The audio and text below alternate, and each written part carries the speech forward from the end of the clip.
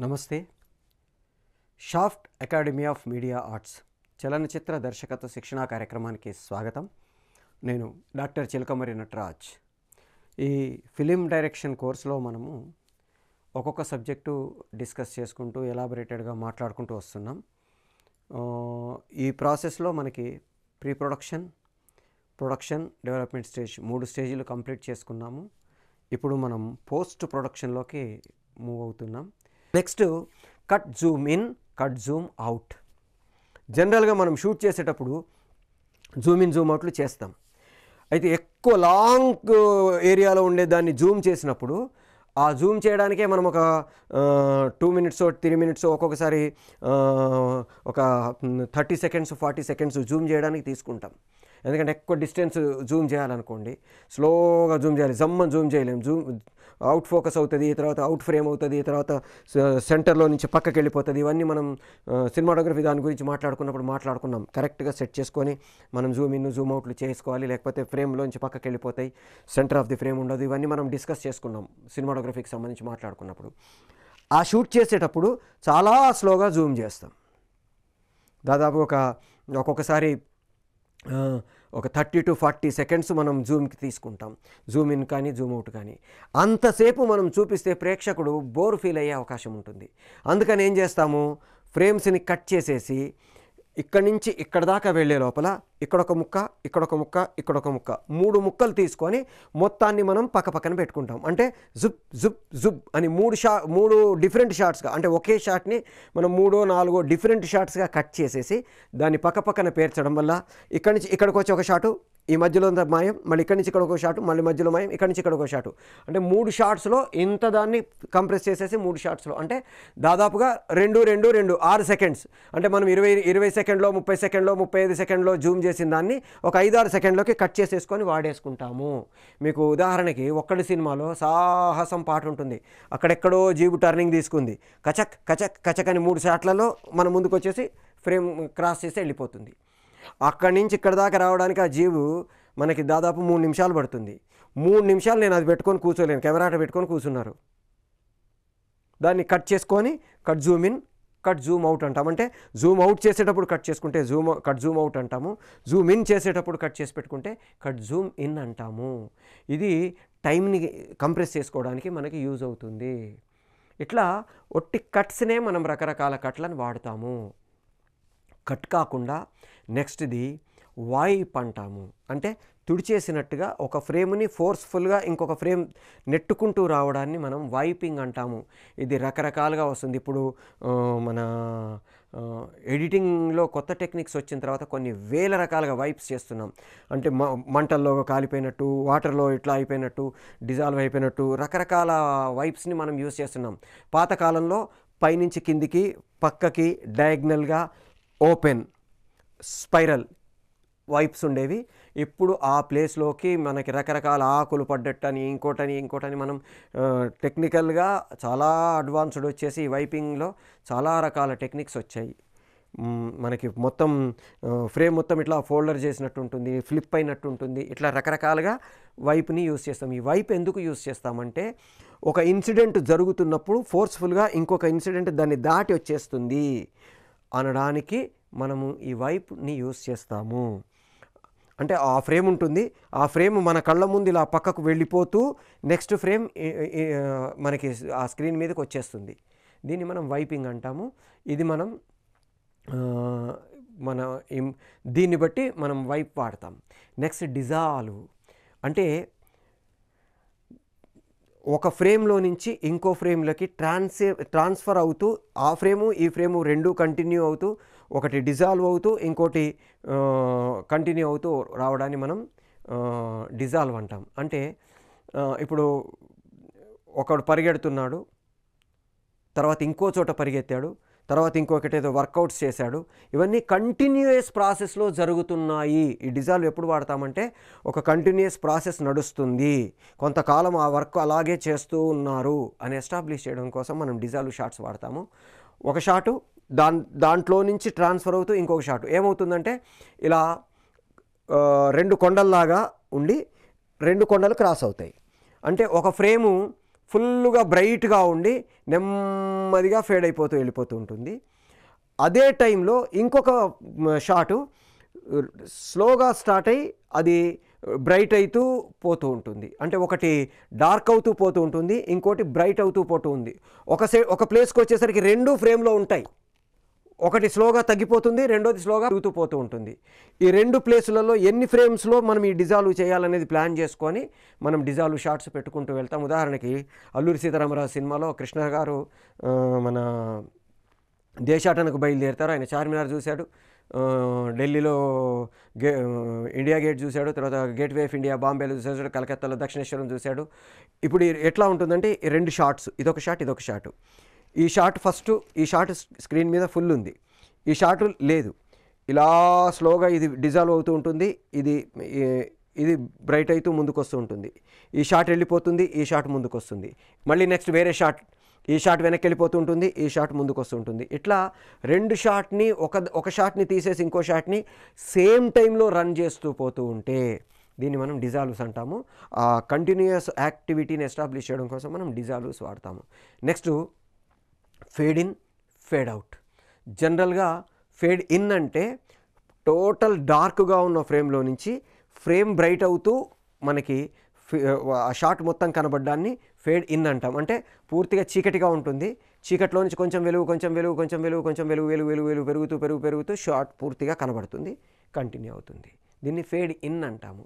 అంటే డార్క్గా ఉండే ఫ్రేమ్స్ నుంచి మెల్లిగా ఫ్రేమ్లో మనకి యాక్టివిటీ కనబడుతూ అంటే మనం లైట్ని స్లోగా ఆన్ చేసి మెల్లిగా పెంచుకుంటూ పోతే ఎలా కనబడుతుందో అలా మనకి ఫేడ్ ఇన్లో మనం షాట్స్ని చేసుకుంటాం. ఫేడ్ అవుట్ అంటే బ్రైట్గా ఉండే అది డార్క్గా స్లోగా డార్క్ అవుతూ ఫేడ్ అవుతూ వెళ్ళిపోవడం. ఇది మనము జనరల్గా ఒక సీక్వెన్స్ తాలూకు స్టార్టింగ్కి ఫేడ్ ఇన్ పెట్టుకుంటే, ఒక సీక్వెన్స్ తాలూకు ఎండింగ్కి మనం ఫేడ్ అవుట్ని పెట్టుకుంటాము. అంటే ఈ యాక్టివిటీ కంప్లీట్ అయిపోయింది అనడానికి ఫేడ్ అవుట్ చేస్తాం. అంటే పొద్దుటి నుంచి తిరిగి ఇంటికి వెళ్ళి పడుకున్నాడు అని షాట్ పెట్టగానే ఫేడ్ అవుట్ చేస్తాం. స్లోగా మొత్తం డార్క్ అయిపోయింది. మళ్ళీ నెక్స్ట్ సీక్వెన్స్ స్టార్ట్ అయిందనడానికి ఫేడ్ ఇన్ చేస్తాము. సో ఫేడ్ ఇన్ చేయాలా, ఫేడ్ అవుట్ చేయాలా, జనరల్గా సీక్వెన్స్ తాలూకు స్టార్టింగ్ ఎండింగ్ని బట్టి మనం చేసుకుంటాం. పాత సినిమాల్లో చూస్తే మీకు ఈ ఫేడ్ ఇన్, ఫేడ్ అవుట్ బాగా ఎక్కువ కనబడేది. ఈ మధ్యకాలంలో పెద్దగా కనబడట్లేదు కాబట్టి మనకి తెలియట్లేదు, కానీ పాత సినిమాలు చూడండి మీకు ఈ ఫేడ్ ఇన్, ఫేడ్ అవుట్ బాగా కనబడుతుంది. సో నెక్స్ట్ది సూపర్ ఇంపోజిషన్. అంటే రెండు షాట్స్ని ఒక షాట్ మీద ఇంకొక షాటు ఓవర్లాప్ చేసి మనం చూపించడాన్ని సూపర్ ఇంపోజిషన్ అంటాము. అంటే ఉదాహరణకి నారదుడు మేఘాల్లో పాటలు పాడుకుంటూ వెళ్తున్నాడు. మేఘాల షాట్ విడిగా తీసుకుంటాము, నారదుడి షాట్ విడిగా తీసుకుంటాము, రెండింటిని మ్యాచ్ చేస్తాము.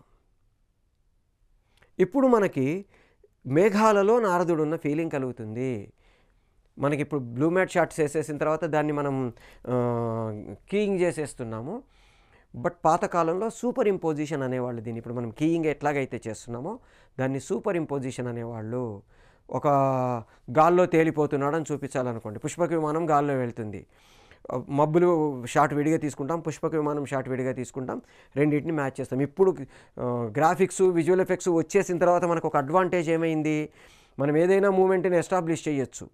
ఆ పాతకాలంలో చేసే అవకాశాలు లేవు కాబట్టి వాళ్ళు ఆ కాలంలో మనకి ఈ సూపర్ ఇంపోజిషన్ చేసేవాళ్ళు. అంటే రెండు షాట్స్ ఇట్లా మనకి రకరకాలు. తర్వాత స్టాక్ బ్లాక్ షాట్స్. ఈ స్టాక్ బ్లాక్ షాట్స్ కూడా షూటింగ్ టైంలో జాగ్రత్తలు తీసుకొని చెయ్యాలి. స్టాక్ బ్లాక్ షాట్ అంటే ఒక మనిషి మాయమైపోయాడు అని ఎస్టాబ్లిష్ చేయాలనుకోండి, ఏం చేస్తాము, మొత్తం ఫ్రేమ్లో ఉండే వాళ్ళందరినీ ఫ్రీజ్ అంటాం, కెమెరా స్విచ్ ఆఫ్ చేస్తారు, ఆ ఒక్కళ్ళు వెళ్ళిపోతారు, మళ్ళీ కెమెరా స్విచ్ ఆన్ చేస్తాము. ఇప్పుడు ఏమవుతుంది, చూసే ప్రేక్షకుడికి అక్కడ డింగ్ అని మాయమైపోయిన ఫీలింగ్ కలుగుతుంది.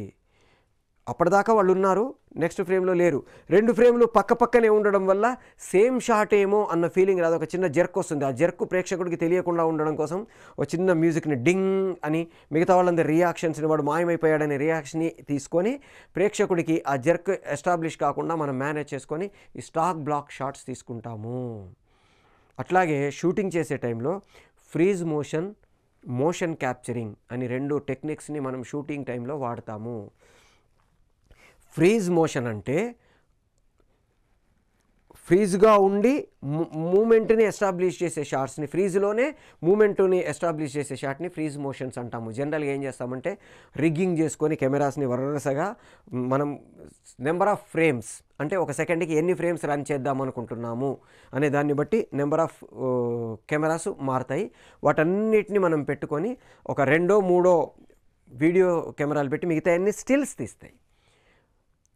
ఒకేసారి ఇప్పుడు ఉదాహరణకి బాయ్స్ సినిమాలో వాళ్ళిద్దరు లాలా పాట ఉన్నప్పుడు ఇద్దరు గాల్లోకి ఎగురుతారు, అక్కడ ఫ్రీజ్. వాళ్ళేం ఫ్రీజ్ గారు, వాళ్ళు ఫ్రీజ్ అయ్యేంతసేపు గాల్లో ఉండలేరు. మనం ఏం చేస్తాము, ఆ ఫ్రీజ్ టైంలో టపటపటపటపట పని కెమెరాలతో స్టిల్స్ తీసేస్తాము. స్టిల్స్ తీసినప్పుడు ఏమవుతుంది, ఈ యాంగిల్ ఒక షాట్, ఈ యాంగిల్ ఒక షాట్, ఈ యాంగిల్ ఒక షాట్, ఈ యాంగిల్ ఒక షాట్, ఇట్లా ఇట్లా అట్లా అట్లా అట్లా అట్లా తీయడం వల్ల మనకు దాన్ని మనం వరుసగా పెడితే ఆబ్జెక్ట్ ఇలా తిరిగిపోయిన ఫీలింగ్ కలుగుతుంది.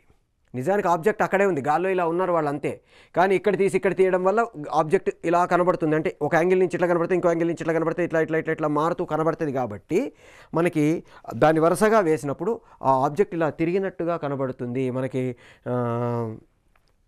ఒక్కటి సినిమాలో మహేష్ బాబు గారు, సోను సూద్ గారు ఇలా గన్నులు పెట్టుకొని ఇలా ఉన్నప్పుడు ఇలా తిరిగి రావడాలు, గాల్లో ఉన్నప్పుడు తిరిగి రావడాలు, ఇట్లాంటివన్నీ మనకి నాగవల్లిలో వెంకటేష్ గారు ఇట్లా ఉన్నప్పుడు గిర్రని తిరిగి రావడాలు, ఇట్లాంటివన్నీ ఫ్రీజ్ మోషన్ టెక్నిక్తో చేసిన షాట్స్. దీనికి తీయాలంటే షూటింగ్ టైంలో మనం జాగ్రత్తలు తీసుకుంటాం. వాటిని ఎడిటింగ్లో ఈ స్టిల్స్ అన్నిటిని వరుసగా పెట్టి మనం రన్ చేసుకుంటాము. ఒక సెకండ్కి ఎన్ని ఫ్రేములు రన్ కావాలి దాన్ని బట్టి మనం రన్ చేస్తే ఆ స్పీడ్ మనకు కనబడుతుంది. స్లోగా తిరగాల, స్పీడ్గా తిరగాల అనేది మనం నెంబర్ ఆఫ్ ఫ్రేమ్స్ని బట్టి మనం యూజ్ చేసుకుంటాము. అట్లాగే మోషన్ క్యాప్చరింగ్ అంటే మనకి బాడీకి సెన్సార్స్ పెట్టుకుంటాం. ఆ సెన్సార్ సూట్ ఒకటి ఉంటుంది, ప్రతి చోట మనకి సెన్సార్స్ పెట్టుకుంటాము, వాటిని షూట్ చేస్తాము. దానివల్ల ఏమవుతుందంటే ఆబ్జెక్ట్ తాలూకు మోషన్ మనకి క్యాప్చర్ అవుతుంది. ఆబ్జెక్ట్ క్యాప్చర్ కాకుండా దాని తాలూకు అవుట్లైన్ స్ట్రక్చర్ మనకి క్యాప్చర్ అవుతుంది. దాన్ని మనము ఆ ప్లేస్లోకి మనం ఏం కావాలనుకుంటే ఆ యానిమల్ని మనం రీప్లేస్ చేసుకుంటాం. అంటే మనిషి, ఇప్పుడు ఉదాహరణకి planet of the apes cinema ఉంది, దాంట్లో మనుషులకే అన్ని పెట్టేసి మొహం దగ్గర ఒకటి క్లోజ్ ఏరియాలో ఒక వైడ్ యాంగిల్ కెమెరా ఒక పెట్టేసుకొని వాళ్ళు చేసుకుంటూ పోతారు. ఆ ఎక్స్ప్రెషన్స్, అవన్నీ రియాక్షన్స్, వాళ్ళ మూమెంట్స్ అన్నీ మనం క్యాప్చర్ చేసి ఆ మూమెంట్స్ అన్నిటిని మనము ఏప్స్గా తర్వాత పోస్ట్ ప్రొడక్షన్లో ఏప్స్గా మార్చేసి మనం చేయడానికి ట్రై చేస్తాము. దీనివల్ల ఏమవుతుందంటే మనకి ఒక మనిషి చేసిన యాక్టివిటీని కోతిలాగానో, చింపాంజీలాగానో, లేకపోతే ఏప్ లాగానో ఇట్లా మనం మార్చేసుకొని షూట్ చేసుకోవడానికి అవకాశం ఉంటుంది. సో దీన్ని మోషన్ క్యాప్చరింగ్ అంటాము. ఇట్లా రకరకాల ఎడిటింగ్ టెక్నిక్స్ని మనం వాడి మనం ఎడిట్ చేసుకోవడానికి ట్రై చేస్తాము. సో మనకి ఏ టెక్నిక్ వాడాలి అనేది ఒక డైరెక్టర్గా ఎడిటర్తో మనం కూర్చొని మన ఆలోచన ఏంటి, మీకు తెలుసు అనుకోండి ట్రాన్సిషన్ ఎఫెక్ట్స్ దేనికి వాడతామో వాడేసుకుంటూ పోతాము. దేనికి వాడాలో తెలియకపోతే అప్పుడు మనము ఆ ఎడిటర్తో కూర్చొని నాకు ఈ ఎఫెక్ట్ కావాలి, ఎందుకని ఏం చేస్తావు, నాకు ఈ ఎఫెక్ట్ కావాలని చెప్తానా, నాకు ఈ ఫీలింగ్ రావాలని చెప్తామా. మీకు ఆ ట్రాన్సిషన్ తాలూకు ఎఫెక్ట్ తెలిస్తే ఎఫెక్ట్ కావాలని చెప్తారు. లేదు తెలియదనుకోండి, నాకు ఈ ఫీలింగ్ కావాలి, ఏం చేస్తావు, డైరెక్టర్ చూసుకుంటాడు. అట్లాగే adding the frames, deleting the frames అనేది ఇప్పుడు మనకుండే ఇంకొకటి. జనరల్గా ఇంతకుముందు షూటింగ్ టైంలో ఈ కెమెరా తాలూకు రీల్ తిరిగే స్పీడ్ని మనం కంట్రోల్ చేసుకొని ఫాస్ట్ మోషన్, స్లో మోషన్ అని చేసుకునేవాళ్ళం. Slow motion shots, fast motion shots చేసేవాళ్ళం. అంటే number of frames per second shoot చేసేది, number of frames per second ప్రొజెక్షన్లో ప్రొజెక్ట్ చేసేది.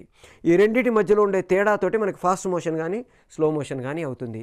తక్కువ ఫ్రేమ్స్ సెకండ్కి షూట్ చేస్తే ఫాస్ట్ మోషన్ అవుతుంది, ఎక్కువ ఫ్రేమ్స్ షూట్ చేస్తే స్లో మోషన్ అవుతుంది. జనరల్గా అదేంటిది, ఎక్కువ ఫ్రేమ్స్ షూట్ చేస్తే ఫాస్ట్ కావాలి కదా అని ఫీలింగ్ కలుగుతుంది. కానీ ఏమవుతుందంటే ఉదాహరణకి షూట్ చేసేటప్పుడు ఒక సెకండ్కు 72 ఫ్రేమ్స్ షూట్ చేశాను అనుకోండి, అంటే 72 ఫ్రేమ్స్ని నేను ఒక సెకండ్లో షూట్ చేశా. ఈ 72 ఫ్రేమ్స్ని నేను ప్రొజెక్ట్ చేసేటప్పుడు 3 సెకండ్లో, 4 సెకండ్లో, 5 సెకండ్లో కుదించి చేస్తాను. దానివల్ల ఏమవుతుంది, ఉదాహరణకి ఇక్కడి నుంచి ఇక్కడికి ఒక సెకండ్ అయితే 24 ఫ్రేమ్లు అనుకో, మనకు జనరల్గా 29 ఫ్రేమ్స్ నుంచి 25 ఫ్రేమ్స్ నుంచి 29 ఫ్రేమ్స్ వరకు ఇప్పుడు ఉండే టెక్నికల్ దానికి అవుతుంది. అల్ట్రా మోషన్ కెమెరాస్లో సెకండ్కి 10,000 ఫ్రేమ్స్ పర్ సెకండ్ కూడా షూట్ చేస్తున్నాం. సో ఇక్కడి నుంచి ఇక్కడికి 24 ఫ్రేములు నేను షూట్ చేయాలి రూల్ ప్రకారం. కానీ నేనేం చేశాను, 72 ఫ్రేములు షూట్ చేశా. అంటే 3 అంతలు. అంటే ఇక్కడ ఇక్కడ ఇక్కడ ఇక్కడ ఇక్కడ ఇక్కడ ఇక్కడ స్లోగా ఇలా రావలసింది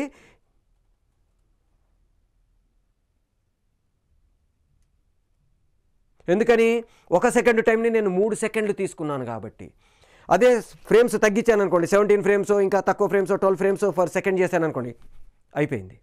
ఎందుకని అక్కడ మనం 1 సెకండ్కి దాన్ని లాగాం కాబట్టి సో అయిపోతుంది. మనకి ఫాస్ట్ ఇట్లా వెళ్ళిపోవడానికి చూపించాలంటే తక్కువ ఫ్రేమ్స్తో షూట్ చేస్తాము. దాన్నే స్లో మోషన్ చేసుకోవాలంటే ఎక్కువ ఫ్రేమ్తో షూట్ చేస్తాం. అయితే ఇప్పుడు పోస్ట్ ప్రొడక్షన్ వచ్చిన తర్వాత అంత అవసరం లేకుండా అసలు షూటింగ్ టైంలో నేను ఫ్రేమ్స్ని వాడకుండా adding the frames, deleting the frames అని వాడుతున్నాము. అంటే ఇక్కడి నుంచి ఇక్కడికి వెళ్ళే లోపల ఒక 24 ఫ్రేమ్స్లో మధ్యలో టపక్ టపక్ టపక్ టపక్ టపక్ అని ఇక్కడ ఒక 2 ఫ్రేమ్స్, ఇక్కడ ఒక 2 ఫ్రేమ్స్, ఇక్కడ 2 ఫ్రేమ్స్, ఇక్కడ తీసేసాను అనుకోండి అవుతుంది. యాడ్ చేశాను అనుకోండి ఇది అవుతుంది. ఇది adding the frames, deleting the frames అని షూటింగ్ టైంలో చేయని ఎఫెక్ట్స్ని కూడా మనం ఎడిటింగ్లో చేస్తున్నాము. ఎడిటింగ్లో ఎఫెక్టివ్గా చేసుకునే అవకాశాలు వచ్చిన తర్వాత చాలా మార్పులు జరిగాయి. దాంట్లో మనం ఇవి చేస్తున్నాం. అయితే ఎడిటింగ్ చేసే ప్రాసెస్ని మనకి జనరల్గా non linear editing, linear editing అని 2 రకాలుగా అనుకుంటాం. లీనియర్ ఎడిటింగ్ అంటే మనము షూటింగ్ చేసిన షార్ట్స్ని తీసుకొచ్చుకున్న తర్వాత first scene, first shot, first scene, second shot, first scene, third shot, first scene, fourth shot, ఇట్లా వరుసగా ఎడిటింగ్ చేసుకుంటూ పోయే ప్రాసెస్ని మనం లీనియర్ ఎడిటింగ్ అంటే లైన్గా ఎడిట్ చేసుకుంటూ వస్తాము. ఇది పాతకాలంలో ఫిల్మ్ ఎడిటింగ్ ఉన్నప్పుడు మొత్తం క్యాన్స్ అన్నీ పెట్టుకొని ఎడిటింగ్ రిపోర్ట్ పెట్టుకొని ఆ ఎడిటింగ్ రిపోర్ట్లో ఫస్ట్ పేజ్ ఎడిటింగ్ రిపోర్ట్లో ఒక్కొక్క పేజీకి ఒక్కొక్క షార్ట్ డిస్క్రిప్షన్ రాసుకొని ఉంటాం. దాని గురించి మనం ప్రొడక్షన్ ప్రాసెస్లో నేర్చుకున్నాం.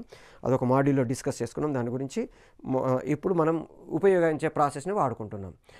ఫస్ట్ పేజీలో షార్ట్ నెంబర్ 1 ఏ టేక్ ఓకే అయింది, ఇవన్నీ ఇన్ఫర్మేషన్ ఇందులో ఉంటుంది.